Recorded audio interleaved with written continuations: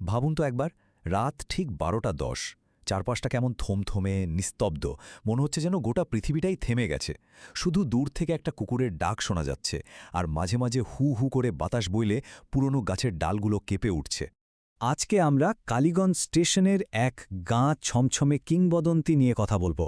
তো চলুন আর দেরি না করে সরাসরি ঢুকে পড়া যাক সেই অভিশপ্ত রাতের গল্পে। আচ্ছা, কালীগঞ্জ স্টেশন জায়গাটা কোথায়? এটা হলো বাংলারই এক ছোট শহরের একেবারে শেষ প্রান্তে একটা পুরনো রেল স্টেশন।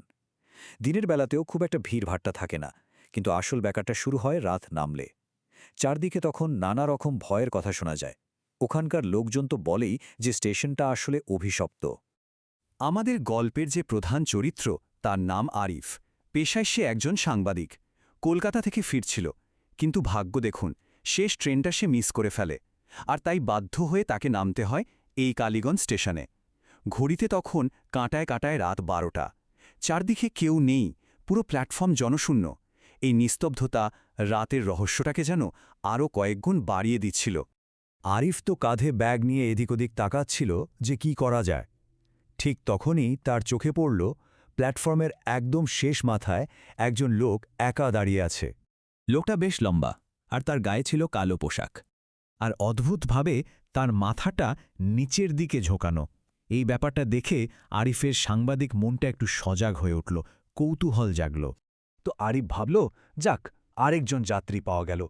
সে লোকটার দিকে এগিয়ে গিয়ে জিজ্ঞেস করল, ভাই, কাছাকাছি কোনো রিক্সা পাওয়া যাবে? কিন্তু লোকটা কোনো কথাই বলল না, শুধু খুব ধীরে ধীরে মাথাটা তুলল। আর মাথা তুলতেই আরিফের বুকের ভেতরটা যেন কেঁপে উঠল। লোকটার মুখটা একদম ফ্যাকাশে, আর চোখ দুটো অস্বাভাবিক রকমের লাল। এই রকম একটা অদ্ভুত কাণ্ড দেখে আরিফ বেশ অস্বস্তিতে পড়ে গেল। আরিফ ভাবল লোকটা হয়তো মাতাল বা কিছু একটা হবে, তাই আর কথা না বাড়িয়ে সে স্টেশনের বাইরে যাওয়ার জন্য হাঁটা শুরু করল। আর ঠিক তখনই সে একটা ছোট চায়ের দোকান দেখতে পেল। এত রাতেও দোকানটা খোলা, আর সত্যি বলতে কি, এই দোকানটাই কিন্তু আমাদের গল্পের মোড় ঘুরিয়ে দেবে। তো দোকানে গিয়ে চা খেতে খেতে আরিফ ওখানকার বৃদ্ধ দোকানদারকে প্ল্যাটফর্মের ওই লোকটার কথা বলল। আর এই কথা শোনার সাথে সাথেই কিন্তু বৃদ্ধ লোকটার মুখের হাসিটা উধাও হয়ে গেল। সে উল্টে আরিফকে জিজ্ঞেস করল, লোকটা কি কালো কাপড় পরা, চোখগুলো লাল? আরিফ তো একেবারে অবাক। সে জিজ্ঞেস করল, হ্যাঁ, কিন্তু আপনি কিভাবে জানলেন? বৃদ্ধের উত্তরটা ছিল একদম সোজা সাপটা, কিন্তু ভয়ঙ্কর। কারণ সে মানুষ নয়। ভাবুন একবার, এই একটা কথাই আরিফের মতো একজন সাংবাদিকের যুক্তিবাদী মনটাকে যেন এক ঝটকায় নাড়িয়ে দিল। এই প্রথমবার কোনো অলৌকিক ব্যাপার তার একেবারে মুখামুখি এসে দাঁড়াল। আরিফের মুখে অবিশ্বাসের ছাপ দেখে বৃদ্ধ দোকানদার এবার তাকে স্টেশনের আসল ইতিহাসটা বলতে শুরু করল। অনেক অনেক বছর আগে একজন লোক নাকি এখানে ট্রেনের নিচে পড়ে মারা গিয়েছিল, আর তারপর থেকেই মাঝরাতে তার আত্মাকে এই প্ল্যাটফর্মে ঘুরতে দেখা যায়। আর এই গল্পের সবচেয়ে ভয়ের দিকটা কি জানেন? নিয়মটা হলো, যারা তাকে কাছ থেকে দেখে ফেলে তারা নাকি আর কোনো দিন এই স্টেশনে ফিরে আসে না। দেখুন, আরিফ তো সাংবাদিক, সে এইসব ভূতের গল্পে বিশ্বাস করে না। কিন্তু বৃদ্ধের কথা শোনার পর তার মনের ভেতরেও কেমন যেন একটা অজানা ভয় ঢুকে গেল। সে ঠিক করল আর দেরি না করে হোটেলে যাবে।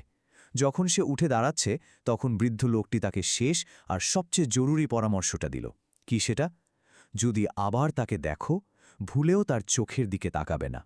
বৃদ্ধের কথাটা মাথায় নিয়েই আরিফ স্টেশন থেকে বেরিয়ে হোটেলের দিকে হাঁটতে শুরু করল। কিন্তু কয়েক পা এগোতেই তার মনে হতে লাগল সে একা নয়, তার পেছনে যেন কেউ আসছে, কেউ তাকে অনুসরণ করছে।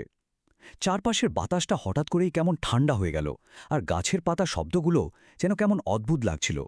ভয়ে ভয়ে আরিফ পেছনে ফিরে তাকাল, কিন্তু না, কেউ নেই। সে আবার হাঁটা শুরু করল, আর ঠিক তখনই তার সামনে একটা ছায়ামূর্তি এসে দাঁড়াল। আরিফের রক্ত যেন জমে গেল। হ্যাঁ, ঠিক ধরেছেন, ওটা প্ল্যাটফর্মের সেই কালো পোশাক পরা, মাথা নিচু করা লোকটাই। লোকটা এবারও খুব ধীরে ধীরে মাথাটা তুলল। আরিফ দেখল তার চোখ দুটো আগের চেয়েও অনেক বেশি লাল, যেন আগুন জ্বলছে।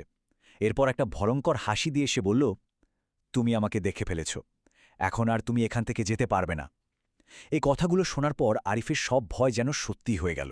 এবার আরিফ আর এক মুহূর্ত দাঁড়াল না। দিক বিদিক জ্ঞানশূন্য হয়ে দৌড়, শুধু দৌড়। তার মাথায় তখন একটাই চিন্তা, ওই যে দূরে চায়ের দোকানের আলোটা দেখা যাচ্ছে, ওখানে পৌঁছাতে হবে। সে একেবারে যান বাজি রেখে ছুটে গিয়ে দোকানের ভেতর ঢুকে পড়ল। কিন্তু তার ভয় এখানেই শেষ হল না। বৃদ্ধ দোকানদার দরজার দিকে তাকিয়ে ভয়ে ফ্যাকাশে হয়ে গেল, কারণ সেই আত্মাটা এবার দোকানের দরজায় এসে দাঁড়িয়েছে। ছায়ামূর্তিটা এবার ধীরে ধীরে দোকানের ভেতরে ঢুকতে শুরু করল, আর ঢোকার সাথে সাথেই চারপাশের বাতাস একেবারে বরফের মতো ঠান্ডা হয়ে গেল। দোকানের বাতিগুলো টিপ টিপ করে জ্বলতে নিভতে শুরু করল। বৃদ্ধ লোকটা শুধু কাঁপা গলায় বলতে পারল, আজ আবার সে কাউকে নিয়ে যাবে। সেই আত্মাটা সোজা আরিফের সামনে এসে দাঁড়াল। তারপর ফিসফিস করে তার আসল উদ্দেশ্যটা জানাল। সে বলল, তুমি আমার জায়গায় থাকবে আর আমি মুক্তি পাব। বুঝতেই পারছেন, এটা কোনো সাধারণ ভূতের গল্প না, এটা একটা অভিশাপের চক্র যা শুধু মুক্তি চায়। আর এই কথাগুলো বলার সাথে সাথেই দোকানের বাতিগুলো পুরোপুরি নিভে গেল। চারপাশে শুধু নিকোষ কালো অন্ধকার, আর সেই অন্ধকারের মধ্য থেকে ভেসে এলো আরিফের একটা ভয়ঙ্কর চিৎকার, যা একটু পরেই পুরোপুরি থেমে গেল। এরপর পরের দিন সকাল হল। রাতের সেই ভয়ঙ্কর ঘটনার পর স্টেশনটা আবার আগের মতোই স্বাভাবিক। লোকজন আসছে যাচ্ছে, সবাই নিজেদের কাজে ব্যস্ত। কিন্তু তাদের মধ্যে কয়েকজন একটা অদ্ভুত জিনিস খেয়াল করল। তারা দেখল প্ল্যাটফর্মের সেই একদম শেষ মাথায় একজন যুবক দাঁড়িয়ে আছে। তার গায়ে সেই একই কালো কাপড়, মাথাটা নিচের দিকে ঝোঁকানো, অবিকল আগের রাতের সেই অবয়বটার মতো। কৌতূহলী কয়েকজন তার মুখটা দেখার চেষ্টা করল, আর যা দেখল তাতে তাদের শরীর হিম হয়ে গেল। যুবকটির চোখ দুটো অস্বাভাবিক রকম লাল। আরিফের কি পরিণতি হয়েছে সেটা বুঝতে আর কারো বাকি রইল না। আর দূরে তার চায়ের দোকানে দাঁড়িয়ে থাকা সেই বৃদ্ধ লোকটি শুধু অসহায়ভাবে ফিসফিস করে বলল, আর একজন আবার ফেসে গেল। আসলে এই গল্পটা এখানেই শেষ হয় না। এটা একটা অন্তহীন চক্রের কথা বলে, যেখানে কালীগঞ্জ স্টেশনের অভিশাপটা চলতেই থাকে প্রজন্ম থেকে প্রজন্মান্তরে।